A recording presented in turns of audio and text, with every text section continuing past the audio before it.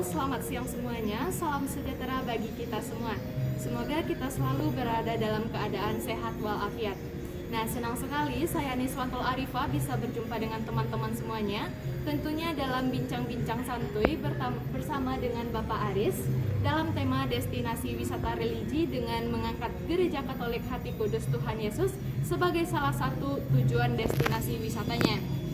Nah, bincang-bincang ini merupakan proyekan kelompok saya bersama dengan Sania Salsabella dalam mata kuliah Religious Tourism dengan dosen pengampu Bapak Fatkur Rahman. Nah, baiklah, langsung saja saya sudah bersama dengan Bapak Aris selaku sekretaris. Selaku sekretaris gereja. Nah, mungkin Bapak bisa memperkenalkan diri terlebih dahulu kepada para penonton kami. Ya, selamat siang, selamat berjumpa dengan saya.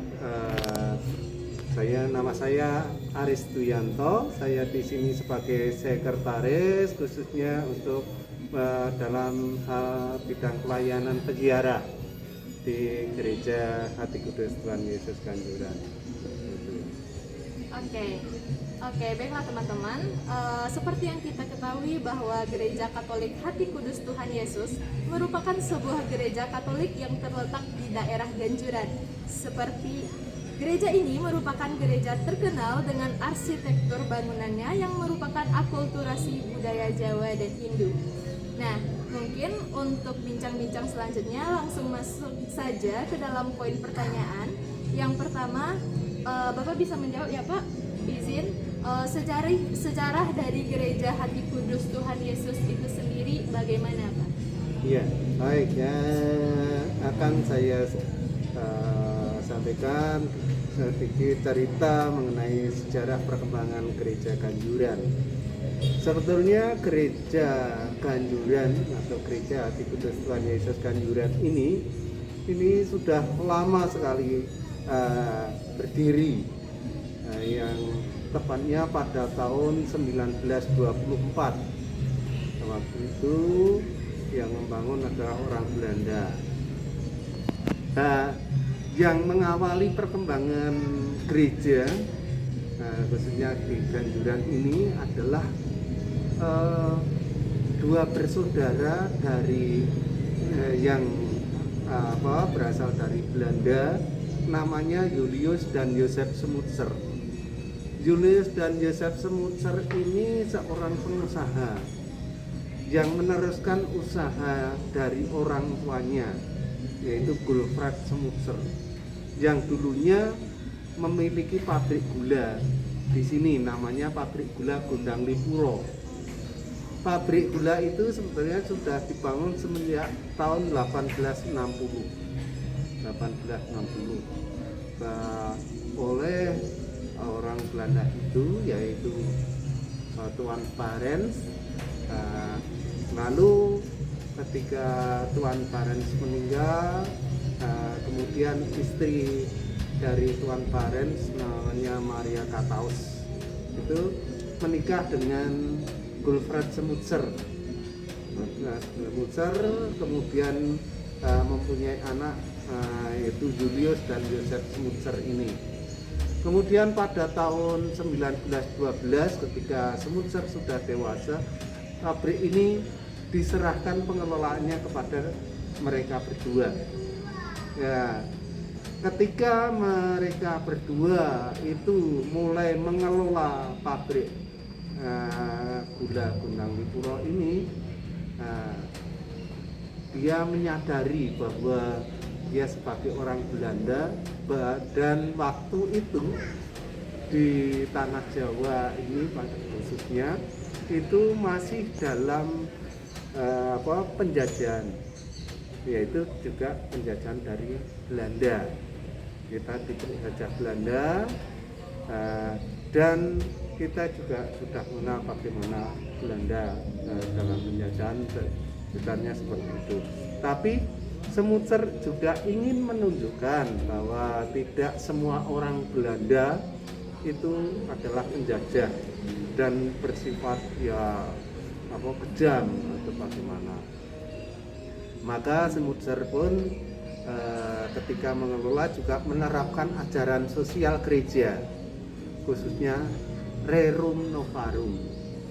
Ajaran sosial gereja tentang Rerum Novarum ini yaitu memperhatikan kaum buruh, perhatian terhadap kaum buruh, yang mana sebelumnya kaum buruh itu dianggap sebagai tenaga upahan. Namun melalui ensiklik Paulus tentang Rerum Novarum itu mengemukakan bahwa perhatian terhadap kaum buruh itu sangat penting, dan buruh itu adalah mitra kerja, bukan lagi sebagai tenaga upah.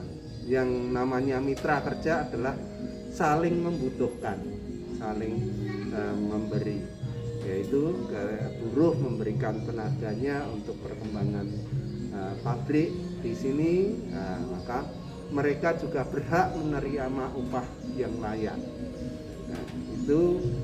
Sehingga dengan mekanisme atau sistem pengelolaan ini, para karyawan dan para buruh yang bekerja di pabrik gula itu merasa diperhatikan, dalam bahasa Jawanya diuwongke. Nah, dengan demikian semangat kerja mereka juga meningkat. Kemudian Semucer juga dari hasil keuntungan pabrik itu bukan semata-mata untuk keperluan pribadi atau keluarga, tapi juga untuk peningkatan kesejahteraan dari karyawan dan buruh, khususnya juga untuk keperluan masyarakat. Ini dibuktikan dari keuntungan pabrik itu. Semucer mendirikan sekolahan untuk masyarakat pribumi. Jumlah sekolahnya ada 12 sekolah. Ini Semucer juga terinspirasi dari iman Katoliknya, karena dia seorang Katolik. Beliau terinspirasi ketika Yesus mewartakan kabar gembira, mewartakan Injil. Yesus mengajak 12 rasul. Nah, ini diibaratkan 12 rasul. Semucer mendirikan 12 sekolahan untuk kemajuan pendidikan masyarakat pribumi, karena kita tahu pada masa penjajahan hanya kalangan tertentu yang boleh bersekolah. Nah, ketika di sini Semucer pokoknya sekolahan ini diperuntukkan untuk rakyat pribumi, ya semua kalangan yang ingin bersekolah gitu. Kemudian selain sekolahan-sekolahan juga mendirikan poliklinik, balai pengobatan, kemudian ada asrama putri yang sekarang menjadi panti asuhan. Kemudian polikliniknya itu sekarang menjadi rumah sakit, termasuk juga sebetulnya rumah sakit Panti Rapid Yogyakarta. Itu adalah salah satu karya dari Semucer, saat dari Semucer. Di sini juga sekarang rumah sakit Santa Elizabeth yang berada di belakang itu masih ada dan di bawah pengelolaan Yayasan Panti Rapid. Kemudian setelah itu pada sekitar tahun 1920-an Semucer juga ingin memperkenalkan ajaran Katolik kepada karyawan buruh dan masyarakat sekitar. Namun sebelum memberikan pengajaran tentang agama Katolik, Semucer terlebih dulu melihat atau meneliti atau mendalami kehidupan masyarakat di sini. Semucer melihat bahwa kehidupan masyarakat di sini yang terutama pengaruh tradisi budaya Jawa itu masih sangat kuat. Kemudian kebetulan di sini juga pemerintahan masih di bawah kerajaan, yaitu kerajaan Mataram. Nah, para masyarakat, warga itu sangat hormat dan patuh terhadap raja, dan melihat pemimpin itu adalah sosok orang yang punya wibawa, punya penampilan, ya berkarisma dan sebagainya. Itu pola pikir, pola pandang masyarakat pada umumnya di sini seperti itu. Kemudian Semutser juga berpikir bahwa kami sebagai orang Katolik juga memiliki raja, yaitu Kristus Raja. Maka ketika ingin memperkenalkan ajaran Katolik, Semutser punya konsep bahwa Yesus yang ada itu dihadirkan atau diinkulturasikan dalam nuansa Jawa, yaitu dihadirkan sebagai sosok Raja Jawa dengan pakaian kebesaran Jawa. Dan maka Yesus yang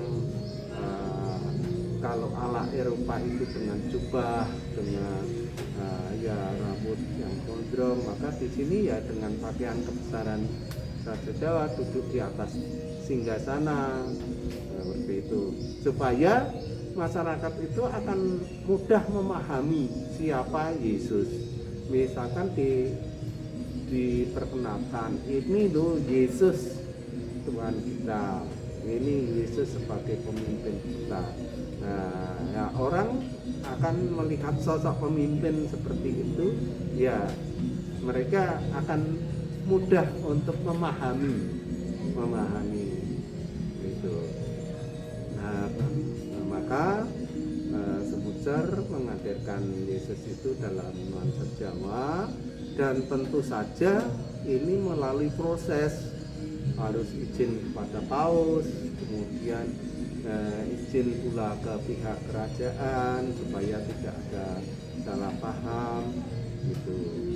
Nah, ketika itu ya akhirnya diizinkan untuk membuat patung Yesus dalam nuansa Jawa itu, ya yang diizinkan ya seperti yang ditampilkan sekarang ada ini gitu. Nah, kemudian setelah itu ada perkembangan dari tanggapan tentang iman Katolik dari warga itu. Semutser dalam memperkenalkan ajaran Katolik ini bukan Semutser sendiri yang memberikan, karena beliau adalah seorang pengusaha, bukan seorang guru agama atau misionaris. Maka mendatangkan guru agama dari Muntilan, karena pusat misi agama Katolik tanah Jawa waktu itu di Muntilan, tempatnya Romo Van Lith kalau sekarang menjadi SMA Van Lith ya di situ. Itu ya gereja. Lalu setelah ada tanggapan dari masyarakat, Semutser membangun tempat ibadat berupa gereja yang semula sebetulnya Semutser juga ingin membangun bangunan gereja, gedung gereja itu ya ada ciri khas Jawanya, tapi memang waktu itu belum diizinkan. Ya akhirnya membangun sebuah gereja kecil dengan ya gedung biasa seperti pada umumnya, hanya memang untuk patung Yesus tetap dengan Yesus yang ala Jawa gitu. Itu pada tanggal 16 April 1924 gereja dibangun.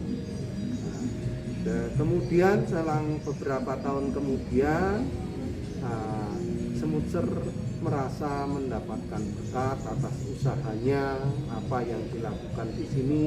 Tuhan memberkati. Semutser juga membangun sebuah prasasti berupa candi. Ini pun Semutser juga membangun candi ini supaya bangunan itu bukan bangunan asing, karena di sini juga pengaruh Hindu ada, dan candi-candi peninggalan zaman sejarah juga ada. Nah, candi itu tempat untuk berdoa, tempat berdevosi kalau yang di sini. Nah, itu candi dibangun pada tahun 1927. Nah, tepatnya dimulai peletakan batu pertama setelah perayaan Natal, yaitu pada tanggal 26 Desember 1927, dan akhirnya diresmikan pada tanggal 11 Februari tahun 1930 oleh Monsinyur Van Velsen, Uskup Batavia, karena Keuskupan Agung Semarang belum ada. Nah, gitu. Nah, dan masih banyak pula karya-karya Semutser yang lain untuk perkembangan Ganjuran ini. Setelah ketika Perang Dunia Kedua, Jepang datang, banyak bangunan-bangunan Belanda dan orang-orang Belanda juga ditangkap, termasuk di sini pabrik dibumi-hanguskan oleh Jepang, termasuk perumahan Semutser, sehingga Semutser kembali ke negeri Belanda. Negeri Belanda, kemudian setelah Indonesia merdeka, kembali ke sini ingin memperbaiki dan membangun kembali sebetulnya pabrik itu, tapi perhitungan secara ekonomis tidak memungkinkan dan situasi politik juga belum memungkinkan, sehingga apa yang diusahakan di sini waktu itu ya ditinggalkan, Semutser kembali ke Belanda.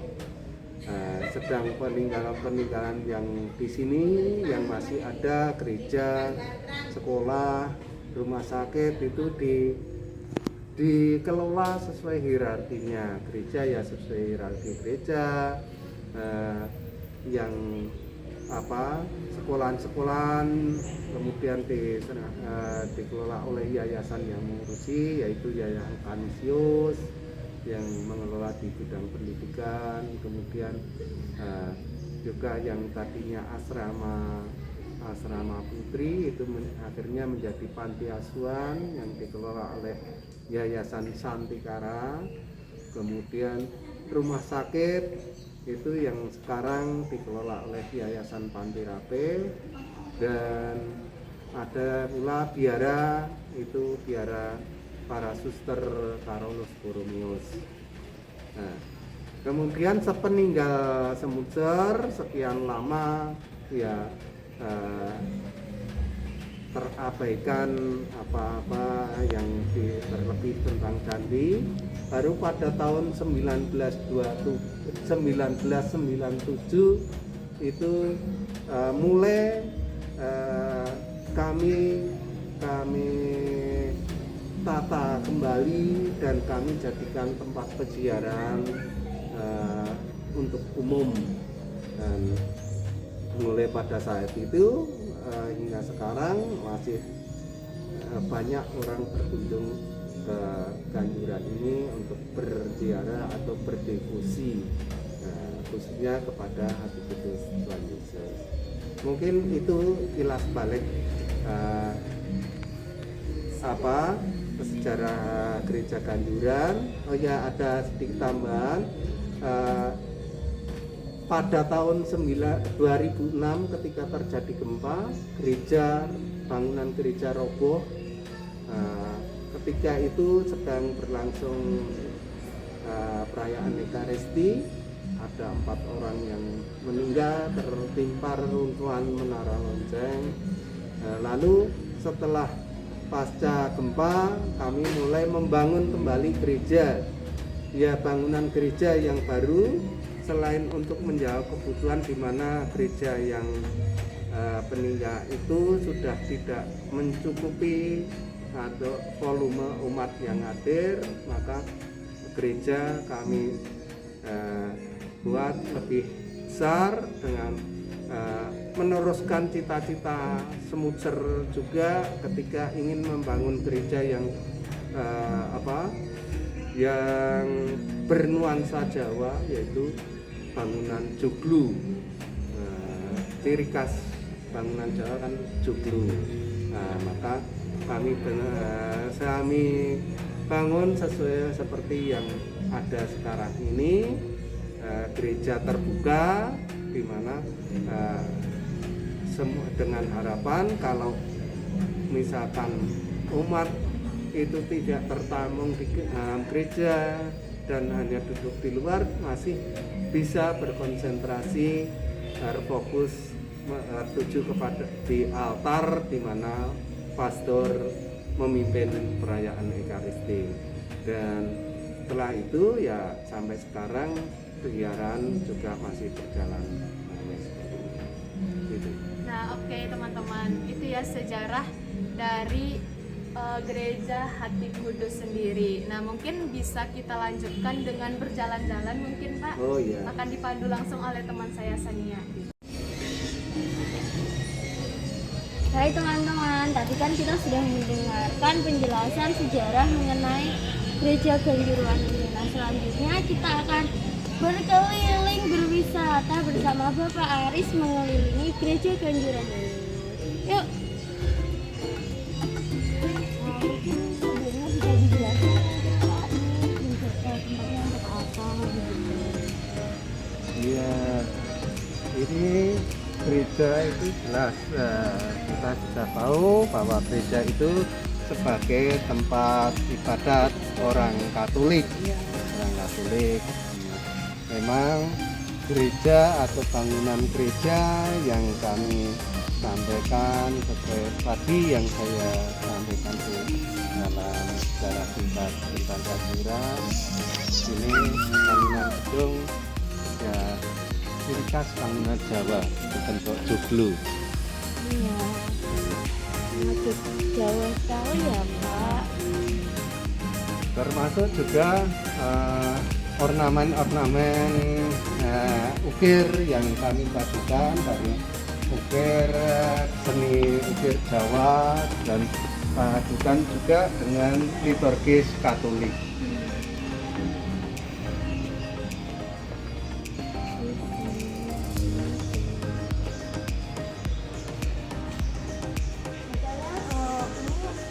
Tempatnya tuh selalu baju-baju dibuat apa gitu apa Ya kalau beda ya selain untuk tempat ibadat ya yang jelas untuk upacara-upacara yang bersifat sakramental, ada pembaptisan, kemudian ada juga pernikahan, kemudian dia dengan penerimaan sakramen yang lain gitu, yang sifatnya liturgis.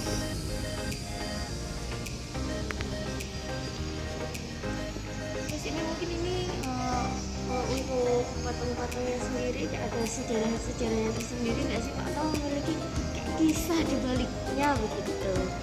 Ya seperti saya katakan di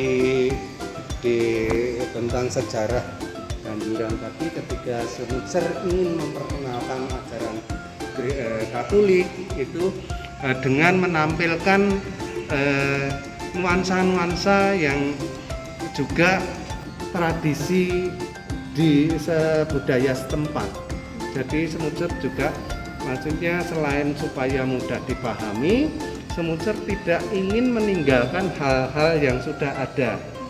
Jadi yang kebiasaan budaya yang sudah ada itu tetap bertahan, hanya digenapi dengan ajaran baru, yaitu ajaran Katolik. Jadi bukan menghilangkan apa yang sudah ada, tapi menggenapi, Menambahkan gitu. Iya. Terus kalau boleh tahu juga nih Pak, kira-kira yang mengunjungi gereja Kanjuran ini apakah cuma umat Katolik saja atau mungkin ada umat-umat dari agama lain? Oh, dari berbagai macam kalangan, lintas agama juga ada. Karena seperti halnya makna dari patung Yesus yang duduk di atas singgasana yang itu, meskipun sebagai raja, namun dia menyibakkan jubah dan menunjukkan hatinya. Artinya bahwa Yesus itu terbuka bagi siapa saja. Bahkan seperti halnya dalam Injil Matius bab 11 ayat 28 itu, Yesus berkata, "Marilah datang kepadaku, kalian yang letih lesu dan berbeban berat, aku akan memberikan kelegaan bagimu." Jadi siapa saja boleh datang kepadanya untuk berserah diri. Namun tentu saja bukan hanya datang untuk berserah diri, tapi juga harus berani memikul beban yang dia tanggung. Artinya tidak hanya datang berdoa terus sudah pulang tanpa mengadakan reaksi untuk mencapai doanya agar terkabulkan. Karena di ayat berikutnya juga disebutkan bahwa pikulahku yang kupasang maka bebanmu akan ringan. Jadi kita meskipun berani atau berserah diri kepadanya, memohon apa yang kita kehendaki, ya harus berani berusaha bagaimana agar apa yang kita mohon itu bisa kita dapatkan. Tuhan tentu akan memberikan jalan, membuka jalan. Terus juga nih Pak, saya kan sempat browsing di internet. Nah, Gereja Ganjuran ini juga termasuk salah satu rekomendasi tempat wisata nih Pak yang di Jogja.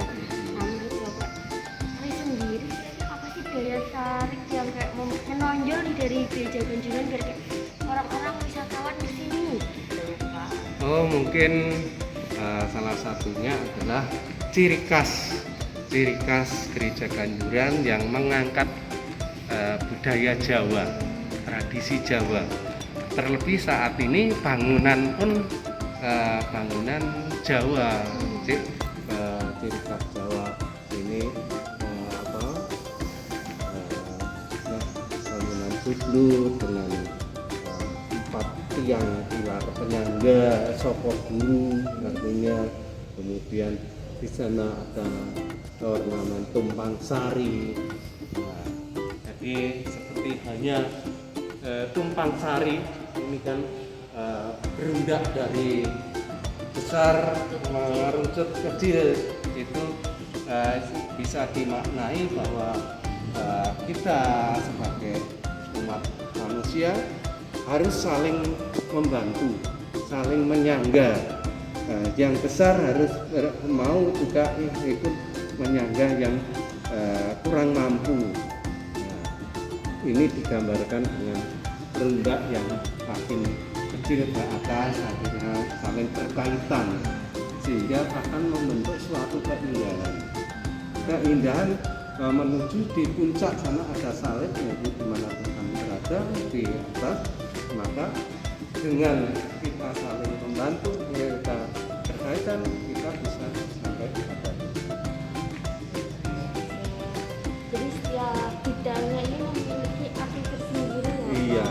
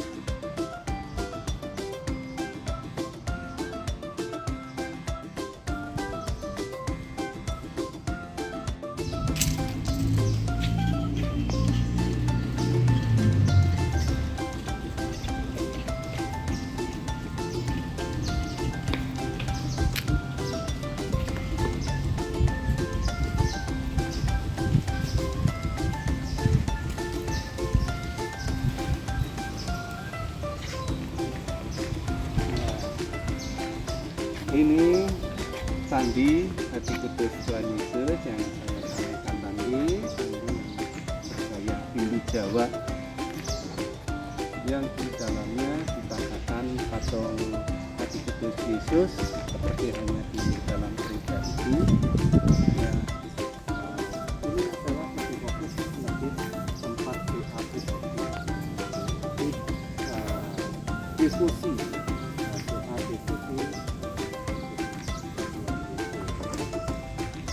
Memang candi ini kalau diilhami menurut filosofi Jawa itu ada 3 bagian. Bagian yang paling bawah di mana kita berada itu namanya Burloka. Iya, kita berada ini Burloka, yaitu dunia dosa, di mana setiap aktivitas kita selalu bersinggungan dengan dosa dan mudah sekali mungkin akan melakukan tindakan dosa. Nah, itu di mana kita berada dalam dunia kehidupan kita sehari-hari. Kemudian di bagian tengah itu namanya Swarloka, dunia pensucian yang dilambangkan dengan 9 anak tangga. Kalau diilhami bahwa di dalam tubuh manusia itu ada 9 lubang. 9 lubang. Nah, maka ada kalimat nutupi baban ngawosongo, menutup lubang 9. Di mana kalau lubang 9 ini tertutup, kita mati. Nah, kalau kita mati, kita baru bisa bertemu dengan Tuhan. Nah, maka di paling atas itu namanya Swarloka, surga, di mana Tuhan berada. Maka di sana hadirkan Yesus yang sebagai Tuhan di paling atas. Di dunia dosa kita selalu dengan pensucian, dengan maksudnya ya kita meninggalkan dunia dosa untuk menuju kepada Tuhan. Dan kalau kita bisa bertemu Tuhan kalau kita sudah mati, sampailah kita Tuhan. Kalau kita bisa sampai Tuhan kalau kita itu suci, terus berani meninggalkan.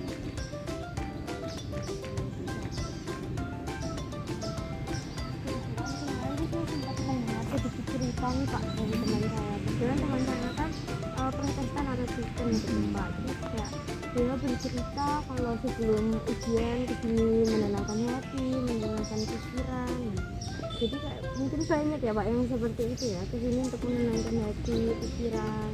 Iya, ya makanya karena di sini kami meskipun ini tempat peziarah atau tempat doa orang Katolik, kami terbuka bagi siapa saja, termasuk kita seperti yang termaktub dalam Injil yang saya sampaikan tadi. Bahkan Semucer sendiri menuliskan slogan di atas patung itu dengan dalam tulisan huruf Jawa kuno yang bunyinya sampean dalem Sang Maha Prabu Yesus Kristus Pangeraning para bangsa.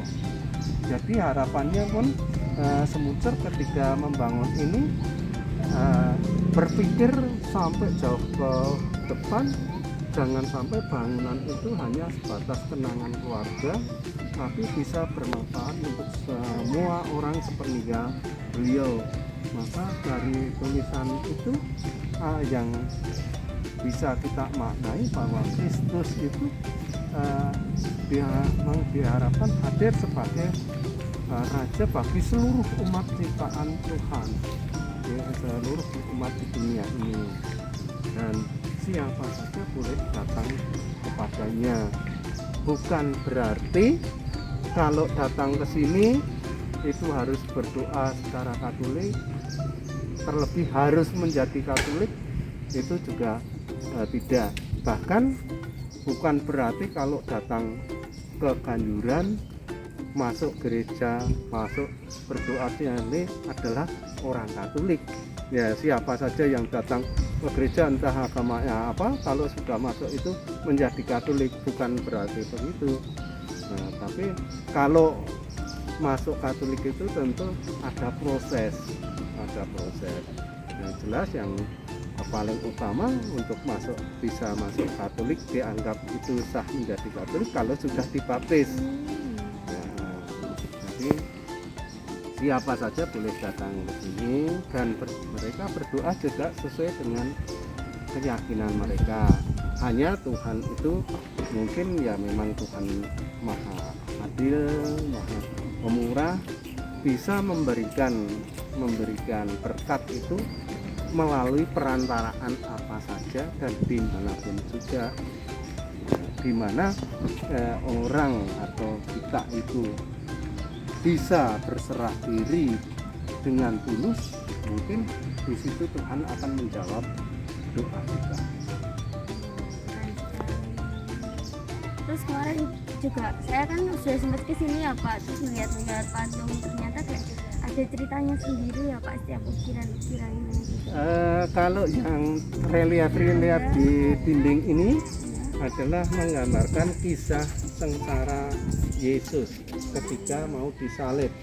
Dari ketika Yesus ditangkap, diadili oleh Pontius Pilatus, kemudian dijatuhi hukuman mati, kemudian perjalanan memanggul salib, ada yang jatuh sampai 3 kali, lalu sampai halnya dilucuti, pakaiannya diundi dan akhirnya disalibkan sampai wafat disalib.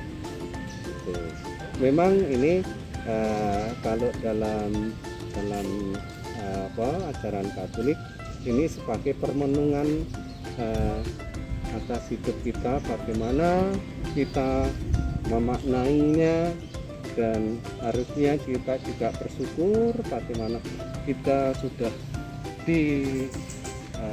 ditebus oleh Kristus sampai wafat di kayu salib. Mungkin saya penasaran nih Pak, tempat yang di ujung paling sana itu apa ya Pak? Itu di sana ada patung Bunda Maria seperti halnya di dalam gereja Nabi. Terima kasih sekali Bapak, mungkin banyak sekali informasi yang kita dapatkan pada perjalanan wisata kali ini. Nah, mungkin saya dan teman saya pribadi mengucapkan terima kasih banyak Bapak karena sudah didampingi dan sudah diberikan banyak sekali informasi. Terima kasih banyak Bapak. Terima kasih. Di gereja itu tiap hari jam 5:30 pagi selalu ada ibadat. Kemudian selain hari Sabtu Minggu juga hari-hari raya seperti Natal, Paskah, dan hari raya lainnya. Dan juga kami ada secara kekhususan itu pada malam Jumat pertama. Setiap bulannya? Iya, setiap bulannya. Kalau malam Jumat pertama doa kalau tidak hujan biasanya dilaksanakan di halaman kami ini karena umat yang datang dari seluruh daerah banyak sekali. Kemudian ada juga di bulan Juni itu adalah prosesi agung. Nah, itu merupakan ungkapan syukur kami atas berkat hati kudus Yesus, di mana pada bulan Juni itu secara liturgi Katolik itu bulan penghormatan kepada hati kudus Yesus. Dan kami di sini candi dan gereja itu berlindung di bawah naungan nama hati kudus Yesus. Maka bisa dikatakan pada bulan itu adalah pesta nama.